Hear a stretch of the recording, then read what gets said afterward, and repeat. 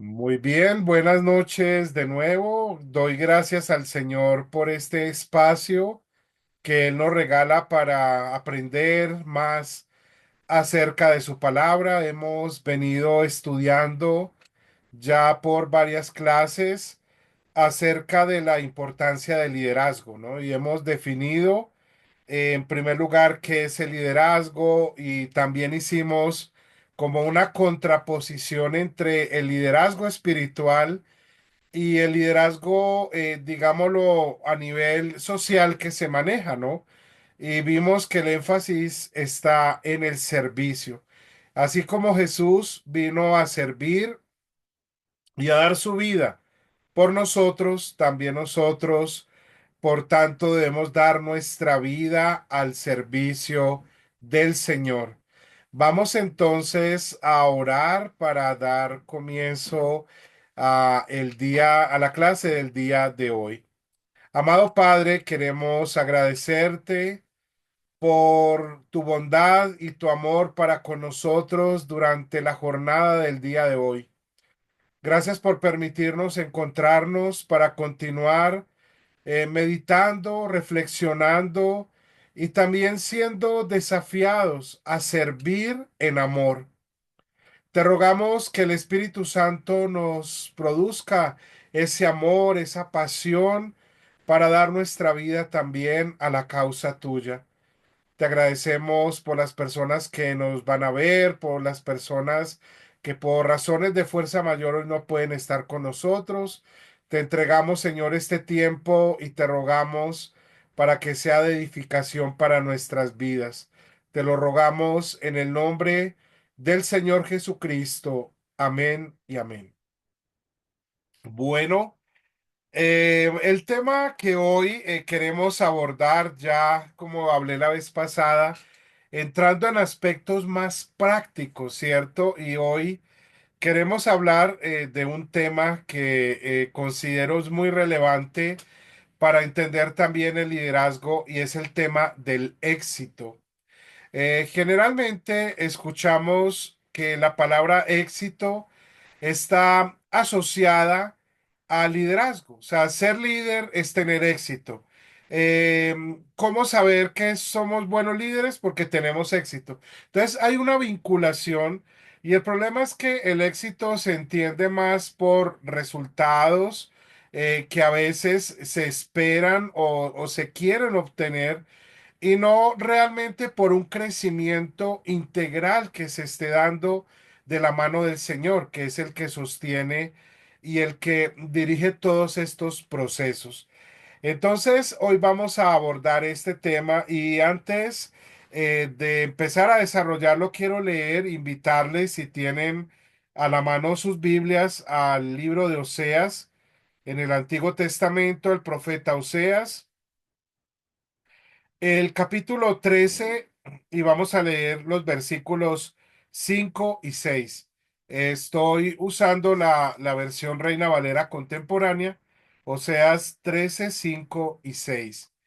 Recuerdo mientras vamos buscando el texto bíblico que el profeta Oseas lleva un mensaje de parte de Dios a una nación infiel.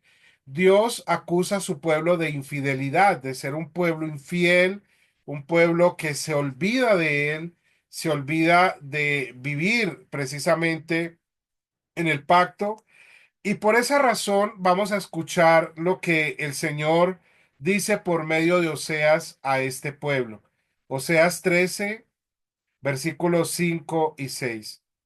Yo te conocí en la aridez del desierto. Y solo permítame una pausa allí para decir que este pasaje nos está llevando al llamado de Dios. Cómo Dios llamó al pueblo y lo hace precisamente en una situación que no es la más convencional. Dios lo llama en el desierto. Yo los cuidé. Eso lo vemos en el Éxodo y en la historia de la conquista. Y ustedes comieron hasta saciarse. Eso también lo vemos en el pueblo de Israel. Pero luego su corazón se llenó de soberbia y se olvidaron de mí. Eso me recuerda a lo que dice Deuteronomio, ¿no? Deuteronomio 8, el Señor, por medio de Moisés, le dice al pueblo, no se olviden de dónde salieron, quién los ha sacado, quién los ha conducido, quién los ha sostenido. He sido yo, el Señor, quien los he sostenido a ustedes siempre con mi mano. Pero no llenen su corazón de orgullo y digan, todo esto lo he obtenido porque soy muy bueno, porque he trabajado duro. Y esa es la manera como la palabra de Dios quiere llevarnos a que entendamos el éxito, ¿cierto? El éxito más bien es el resultado de lo que Dios por gracia nos da a nosotros abundantemente y no lo que en nuestro corazón podemos fabricar. Y mire la acusación que Dios hace precisamente al pueblo.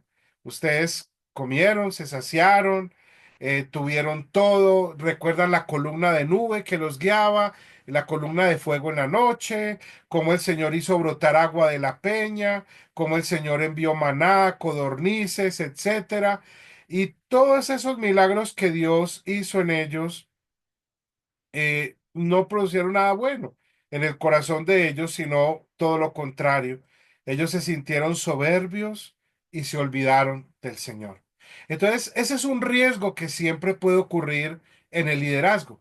Y no hablar solo de liderazgo a nivel social, o sea, un empresario que se olvidó. No, esto ocurre en las iglesias con más frecuencia de la que podemos imaginarnos, que un líder puede terminar, llámese pastor, anciano, diácono, una persona que sirve en el liderazgo puede sentir en su corazón tanto orgullo y soberbia que termina sirviéndose a sí mismo y, como dije la vez pasada, sirviéndose de Dios y no sirviendo al Señor, que eso es muy diferente. Entonces vamos a abordar el tema del éxito y aquí está con nosotros el hermano Juan David.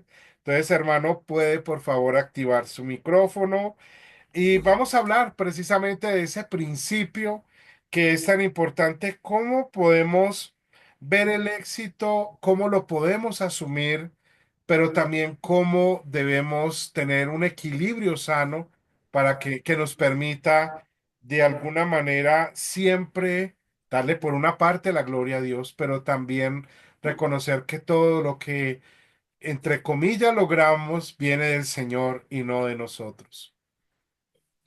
Amén, muy buenas noches, el Señor les bendiga. Eh, Qué bendición nuevamente compartir con ustedes y socializar de la palabra de Dios y en este tema tan especial como es el liderazgo, el asunto general. Como decía el pastor Harold hace un momento, la palabra éxito, y creo que no todas las personas reciben el éxito de la misma manera. Eso quiere decir que desde un aspecto general, el éxito para algunos es tener una propiedad, tener, digamos, una familia o tener unos planes que se están desarrollando conforme a ellos piensan. Digamos, en mi caso, que tuve la experiencia de trabajar en algunos bancos o en lugares donde vendían, digámoslo así, seguros, tarjetas de crédito, entre unas cantidad de cosas y a veces el éxito para ellos y para los gerentes es determinado porque tiene el carro del último año, porque vive en un muy buen sector y se convierte ese éxito más en apariencias. Pero hoy estamos hablando acerca del éxito en la iglesia. Digamos, vamos a hacer ese énfasis en la iglesia, ya que estamos hablando también de el liderazgo. Hay muchas maneras de pronto de confundir lo que es el éxito. Quizás en la iglesia muchos creerán que el éxito es, digamos, estar en un cargo. Y ese éxito para muchos se puede convertir en un riesgo. Por ejemplo, se deja de confiar en la gracia de Dios y se comienza a confiar en su propia gracia. Yo quiero leer un texto para continuar. Ese texto está en el Salmo capítulo 20, versículo 7, que dice de esta manera. Lo voy a leer en Reina Valera del 60. Vamos a ver cómo lo dice. Dice, estos confían en carros y aquellos en caballos, mas nosotros del nombre de Jehová. En la nueva versión internacional lo dice de esta manera. Estos confían en sus carros de guerra, aquellos confían en sus corceles, pero nosotros confiamos en el nombre del Señor, nuestro Dios. Creo que es muy importante hacer ese énfasis porque aunque el éxito general no está enfocado en el Señor, está enfocado más en la economía, está enfocado más en las proyecciones, en los estudios, en el desarrollo empresarial, entre otras cosas, no es así en la iglesia del Señor, porque creo que el éxito del hombre es, como el pastor Harold en unas clases pasadas hablaba acerca del liderazgo de Jesús, y es, digamos, ese texto cuando el Señor decía, el que quiera venir en pos de mí, ¿cierto? Néguese a sí mismo, tome su cruz y sígame. Y es como, se coloca como en la balanza y uno dice, pero ¿cómo así que el Señor está diciendo que me tengo que negar a mí mismo? ¿Cómo así que tengo que tomar una cruz? No, o sea, el éxito es ese pensamiento de campeón, o sea, el tigre que está en mí, o sea, el poder, ¿cierto? Y Dios. Yo tenía una experiencia con un hermano, o sea, una persona que asistía a una iglesia y él decía que no, que si el Señor estaba con él, todo le tenía que salir. Pero resulta que el hombre era un hombre corrupto y él siempre hacía trampa y decía que Dios le estaba dando el éxito, pero Dios no puede ser burlado. Creo que en ese aspecto nosotros tenemos que mirar que el éxito en la iglesia es el éxito que Dios da a cada persona. Primeramente, comprendemos que somos exitosos porque Dios nos ha dado una nueva vida, porque el Señor nos ha llamado de la muerte a su luz admirable. Allí somos victoriosos. Somos más que vencedores en Cristo Jesús, pero somos vencedores porque Dios nos ha hecho vencedores. Es comprender también que los dones que Dios nos da no son dones que simplemente nosotros desarrollamos, sino que el mismo Espíritu Santo nos los ha entregado a nosotros. Y comenzamos a ampliarnos a través de, digamos, esas responsabilidades. Por ejemplo, cuando tomamos un empleo, nos dicen, bueno, vas a desarrollar este cargo, estas son tus funciones y tienes que responder por estas cosas. Ahí podríamos hacer una comparación, pensémoslo de esta manera.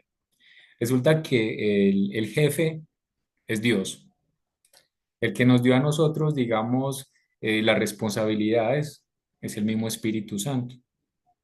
Aparte de eso, nos está diciendo en qué horario debemos trabajar. Digamos, en el caso del Señor es en todo momento, en todo lugar. O sea, es un trabajo donde estamos disponibles 24/7. Y allí resulta que el éxito, más que del hombre, es de Dios, porque estamos hablando acerca de una empresa. Y esa empresa la podríamos llamar como el reino de Dios.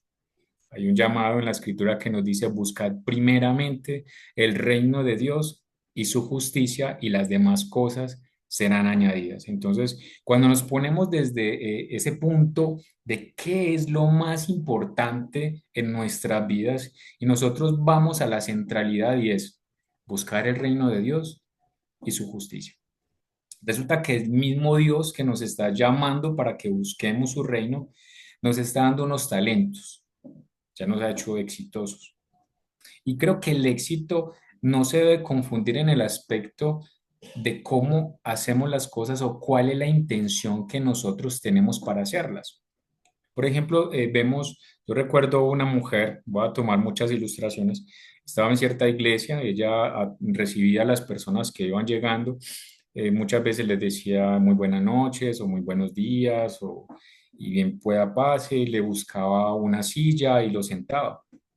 Pero resulta que cuando algunas personas llegaban tarde, esta mujer comenzaba, se encolerizaba, se ponía completamente roja, se veía ese malestar en ella y la gente decía, no, yo no quiero que esa mujer me salude, o sea, yo estoy entrando a la iglesia del Señor y ¿quién es esta mujer tan grosera? ¿Por qué me mira de esa manera?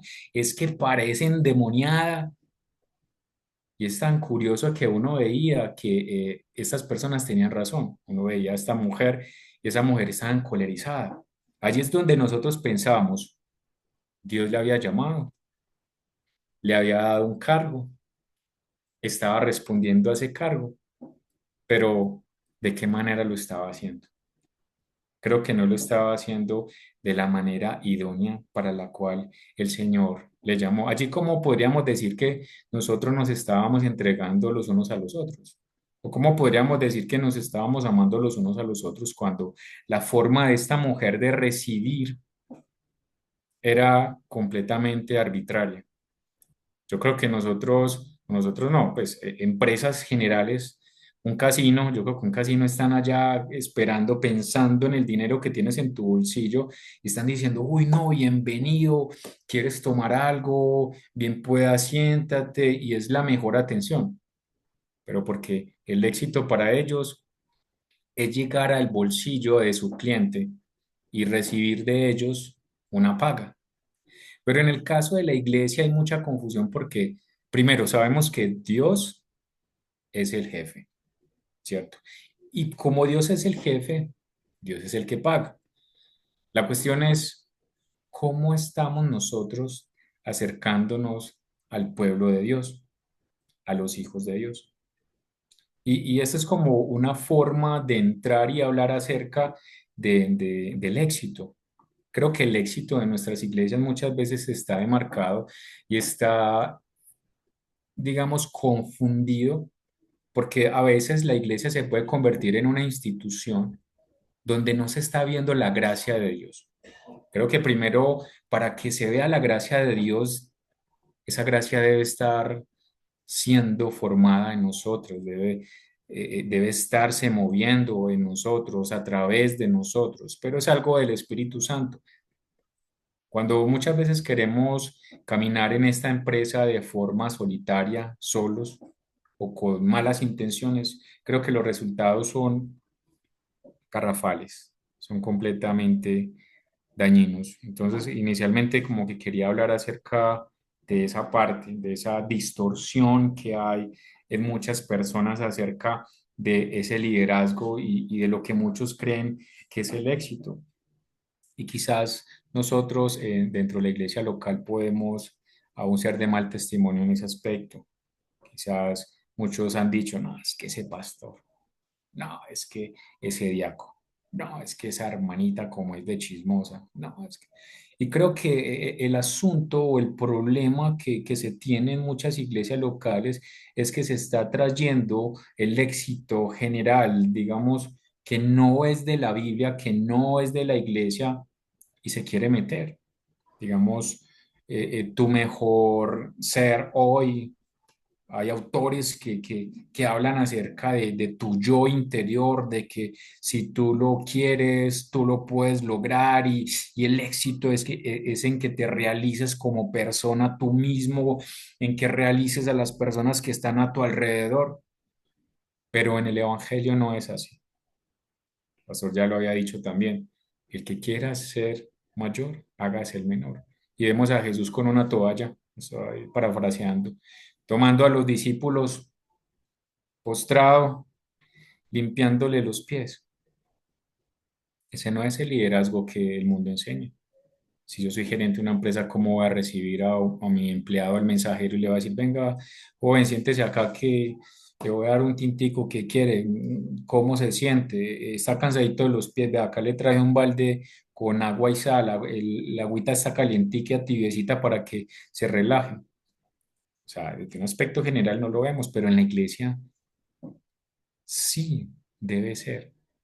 Creo que una distorsión en el liderazgo es que nosotros estamos copiando de afuera hacia adentro.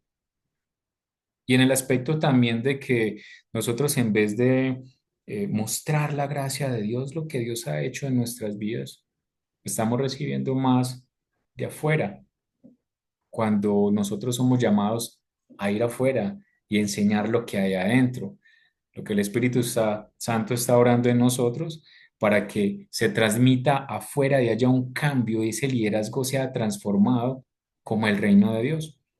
El Señor Jesús también le decían cuando lo querían acusar, y él dijo, mi reino no es de este mundo. Entonces está hablando acerca de un reino espiritual. Y hay autores, yo recuerdo, digamos, a un hombre que se llamaba, lo cito como ejemplo, se llama Abraham Kuyper, es de los Países Bajos, lo que le llamaban Holanda, y él estuvo, digamos, en la política, y él lo que hizo es que trajo el reino de Dios y le dijo, es que hay un dicho que él decía que no hay una pulgada de polvo de arena que pueda decirle a Dios, a Cristo, no te pertenezco.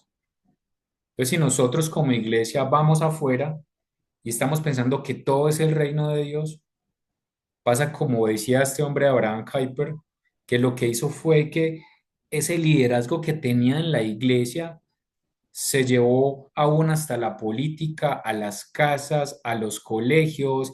Entonces en los colegios y en las escuelas se oraba, se leía la Biblia, las personas estaban pensando en amarse los unos a los otros, habían cuidado, se preocupaban los unos por los otros.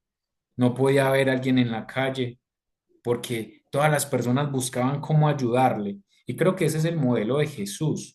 Creo que es un modelo que quizás nosotros no lo tomamos de forma directa como liderazgo, pero allí está. Ahí está el Señor liderando a través de nosotros. No se trata de que nosotros lideremos solos, sino que Dios lidera a través de nosotros. Y nosotros somos, digamos, personas, embajadores, como dice la Escritura, como Dios que está intercediendo, ¿cierto? En nosotros mismos. No sé, pastor, si quieres como hacer alguna anotación acerca de ello.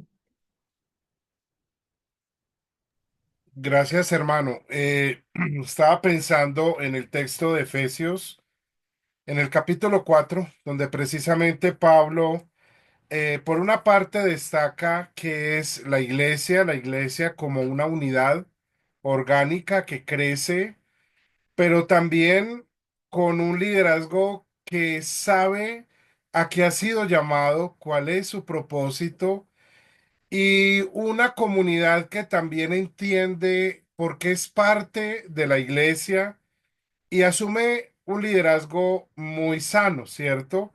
Entonces, el capítulo 4 de Efesios, desde el primer versículo, Pablo hace un ruego y ese ruego es vivir como es digno del llamamiento. Ese llamamiento implica humildad, mansedumbre, tolerancia, paciencia, amor, unidad, paz, que son virtudes propias de la vida guiada por el Espíritu Santo. Pero añade algo más, y es en ese cuerpo cómo percibimos el liderazgo, cómo percibimos el éxito. Entonces, lo primero es que Pablo en este pasaje nos dice, Dios es el que hace todo, el que hace crecer, el que nos da una identidad como hijos, nos da una identidad como iglesia, como el cuerpo de Cristo, pero también que ese liderazgo que él mismo ha llamado tiene la capacidad de entender que el crecimiento, el éxito, todo lo que conlleve la práctica sana del ministerio, va a ser con el fin, como dice el versículo 12, de perfeccionar a los santos y capacitarlos para el ministerio, es decir, para servir, para que ellos se edifiquen, para que lleguemos a la unidad de la fe, al conocimiento de Dios, para que crezcamos a la estatura de Cristo, para que no seamos fluctuantes en la fe, para que empleemos con amor la enseñanza sana, de manera que el amor sea lo que nos haga crecer y que al crecer siempre reconozcamos el señorío de Cristo que está por encima de nosotros. De esa manera, para unir y, digamos, complementar, hermano, lo que usted nos ha venido compartiendo, podemos entender un éxito sano, ¿cierto? Un éxito no que está enfocado en sí mismo, como usted lo decía, que está, no es sano, que está buscando otras cosas, sino más bien algo que se profundiza en la vida de fe. Y esa vida de fe que vivimos en una comunidad que crece orgánicamente día a día y que a eso somos llamados también a tener salud, ¿cierto? Porque puede llegar a un extremo y es que el éxito puede terminar llevando a una comunidad, a una iglesia, a un cuerpo de líderes, a terminar haciendo todo en función del éxito que han tenido y no en función del ministerio al cual han sido llamados. ¿Qué quiero decir con eso? Que muchas veces terminamos haciendo todo en función del... Estamos creciendo, entonces ese crecimiento se convierte como en el punto al cual queremos siempre seguir alimentando y giramos en función de eso o de una estructura de una iglesia, ¿cierto? Que a veces eso también puede ser nocivo, ¿no? Y nos dejamos absorber por el crecimiento financiero de la iglesia o numérico o por un proyecto que tenga la iglesia y comenzamos a descuidar lo que hemos mencionado aquí, la palabra servir o la palabra ministerio. Es decir, que siempre el servir va a ser, no sé si sea lo más correcto lo que va a decir, pero como el polo a tierra que nos pone en perspectiva de ver por qué Dios permite que crezcamos, por qué Dios permite que tengamos éxito, por qué Dios muchas veces envía cosas muy buenas que pueden en un momento llevarnos a esa atención, a decir, ¿esto fue el fruto de lo que yo hice o es el fruto del crecimiento que trae el Señor? Entonces, cuando hay un equilibrio sano en ese servicio que Pablo llama ministerio, entonces vamos a buscar siempre que ese éxito sea un resultado de un ministerio que busca servir en amor y busca el crecimiento de nuestros hermanos y que por ende el buen árbol va a dar buenos frutos, ¿no? O sea, efectivamente va a producir un éxito, pero un éxito sano a la manera de Dios, ¿no? No un éxito basado, como dije al comienzo, en lo que nosotros hemos planeado, pensamos, decimos que debe ser, sino más bien en lo que Dios orgánicamente permite. Así como sucede en las cosas naturales, ¿no? El Señor lo permite que crezca y uno dice, bueno, ¿por qué crece un árbol? ¿Por qué florece? ¿Por qué da frutos? Porque es su crecimiento natural. Y la vida cristiana, la espiritualidad cristiana, es algo que debe crecer naturalmente, porque el Espíritu Santo nos santifica día a día, usa los medios que él mismo ha provisto, los medios de gracia, para llevarnos a un continuo crecimiento, pero un crecimiento que está marcado por amor y por servicio. Es decir, por darnos siempre a los demás para que el cuerpo de Cristo sea edificado y crezca en amor y permanezcamos en unidad y creciendo en amor y edificándonos unos a otros. Sí, hay unos riesgos que se cometen en la iglesia, ¿cierto? Y vemos de pronto iglesias que comenzaron muy bien y tuvieron una estructura muy bonita. Al principio la iglesia, los hermanos quieren evangelizar y otros comienzan a discipular y ellos están estudiando constantemente. Y es algo demasiado especial y a veces hay carencias, hay muchas carencias aún económicas, pero ellos pasan por alto esas carencias y antes... Por el contrario, buscan suplir las necesidades porque se están viendo como hermanos y recordamos como hace referencia a hechos, hablando de la iglesia primitiva, de la primera iglesia, o sea, cuando se desarrolla más bien, digamos, en Pentecostés y eso que dice que lo daban todo. O sea, ellos daban por amor, daban lo que tenían. Y no es que en este momento esté diciendo, denlo todo y sean irresponsables con su familia, no. Ellos tenían un amor tan grande y tenían ese liderazgo de parte de ellos, estaban tan llenos del Espíritu Santo que ellos no les importaba entregar lo que tenían, porque sabían que estaban cumpliendo esa misión de amar al otro, porque estaban reconociendo que eran parte de la iglesia del Señor, porque estaban pensando que ellos eran familia. Pero una de las fallas que algunas iglesias a medida que van creciendo y que van perdiendo como ese amor, esa estructura, es que ya comienzan a parcializarse. O sea, ya hay un control, se quiere controlar las cosas y este éxito se va volviendo peligroso porque ya la comunidad, sus líderes, ya no se están viendo de esta manera, ya no están viendo el amor, sino que yo soy esto y a veces se está juzgando y este hermanito vino con la falda, esta hermanita vino con la falda de tal color, o comienzan a ir a unas cosas que realmente pueden ser hasta muy tontas y quiere controlar todo, entonces ya la gente le da temor porque el hermano que antes escuchaba se volvió chismoso, o sea, es algo contradictorio, pero puede pasar y ha pasado donde ya la gente ya le da temor, o sea, es la misma iglesia donde buscamos rendir cuentas, donde debemos reconocer que seguimos siendo, seguimos pecando, o sea, seguimos fallándole al Señor y que otro hermano nos esté juzgando es cuando necesitamos es a alguien que por la gracia de Dios reconozca y diga, sí, yo también he fallado, también le fallo al Señor, ven, vamos a orar, vamos a reunirnos,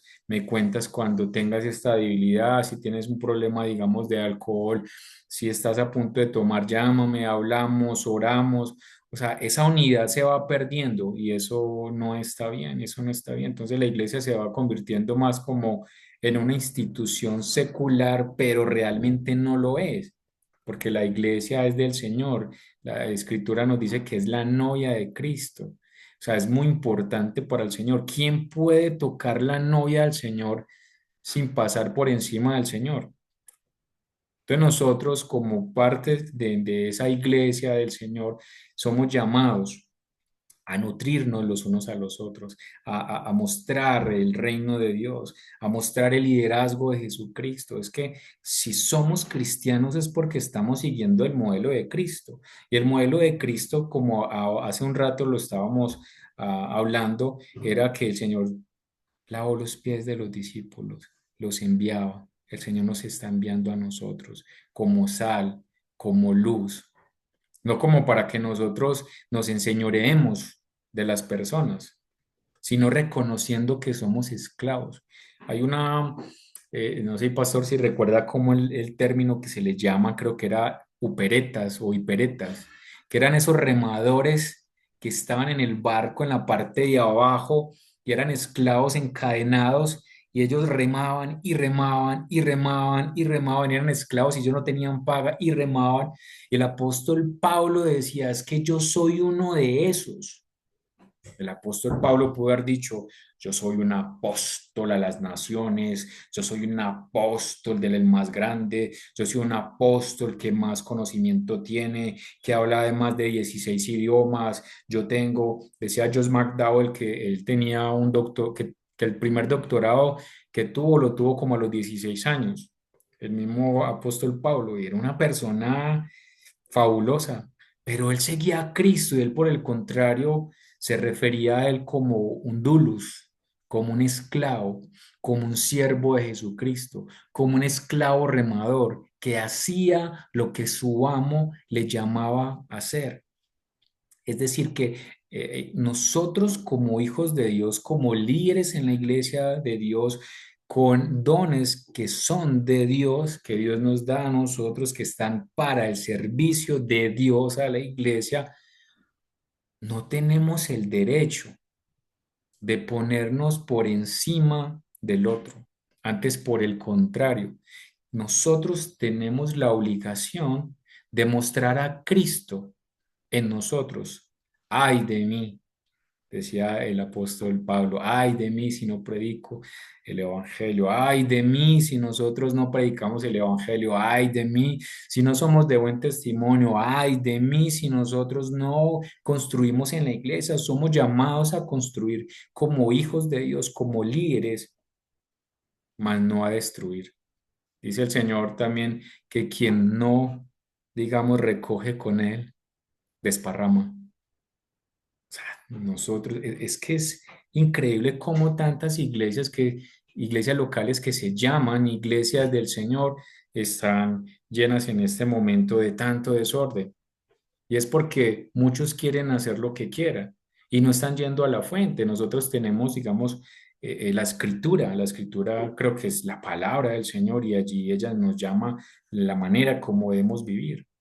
No es tomar, digamos, autores. Hay un autor que muchos siguen y que me parece muy bueno, por ejemplo, John Maxwell. Él fue un pastor cristiano y él comienza a hablar acerca de 21 cualidades irrefutables, que, bueno, una cantidad de un señor que llama Ken Blanchard, y ellos son buenísimos en el mercadeo. Ellos le enseñan a usted cómo atender a un cliente, cómo atender a una persona, cómo hacerla sentir bien, pero pensando desde un pensamiento, desde una perspectiva más, ¿qué beneficio te van a dar? Si nosotros lo vemos en el beneficio que vamos a recibir, sería el beneficio de que alguien se acerque a Dios, de que alguien confíe en el Señor, de que alguien y su familia sean restaurados. La escritura también dice, lo que por gracia recibiste, dalo por gracia. Si nosotros hemos sido llamados de las tinieblas a su luz admirable, ¿cómo nosotros no deberíamos tener compasión? Yo creo que la palabra compasión es algo que un líder cristiano debe tener, porque si no tiene compasión, entonces, ¿cómo sería un modelo de Cristo? Cuando vemos que el Señor Jesús, haciendo referencia a ese buen pastor, dice que vio a las multitudes y tuvo compasión de ellas porque veía que eran ovejas que no tenían pastor, que eran como ovejas que no tenían pastor. Así que creo que una de las cualidades de un líder cristiano, de un líder de Dios, es que tiene compasión por los demás, que se pone en los zapatos de los demás, más allá de su propia justicia, está viendo la justicia de Dios. Somos justificados por Dios, no por nosotros mismos. Si nosotros reconocemos y podemos ver que nosotros no podríamos hacer nada, de que es la gracia de Dios, allí creo que nuestra mirada, la forma de atender a las personas sería diferente, ¿no? Cuando estamos caminando, cuando estamos en un lugar, en cualquier lugar donde estemos, pensemos que los dones de Dios están al servicio de Dios y que nosotros somos como esos esclavos mensajeros que van. Pongamos en este momento a alguien, llamamos a Rappi, necesitamos una pizza y llega el hombre en su bicicleta, tan, tan, tan, y le entrega la pizza. Pensemos en que usted llega, pide un servicio por Rappi y usted pide una pizza y la pizza viene con 12 porciones y le llegaron 11. ¿Cómo se sentiría usted? Muy contento. Nos sentiríamos nosotros muy contentos porque no, pues, ¿qué vamos a pensar? No, pues el hombre tenía hambre, estaba cansado y se comió una porción de pizza, eso es normal, es que es humano. Pensemos que el Señor es el que está pidiendo el domicilio y y nosotros somos esos mensajeros de Rapid. Y cuando llega la pizza, cuando vamos al Señor a entregarle los dones que Dios nos dio, el llamado, el pedido que Él hizo, no le comemos una porción de pizza. O sea, nosotros estamos haciéndonos señores de la misma voluntad de Dios, diciendo que vamos en nombre de Dios, pero estamos abusando muchas veces de ese acercamiento y de la gracia de Dios. Gracias, hermano. Vamos a abrir un espacio para reacciones, comentarios respecto a lo que hoy hemos podido compartir y estudiar. Así que les animamos también a abrir su micrófono, levantar la mano si hay algún comentario y vamos a estar muy atentos a ello.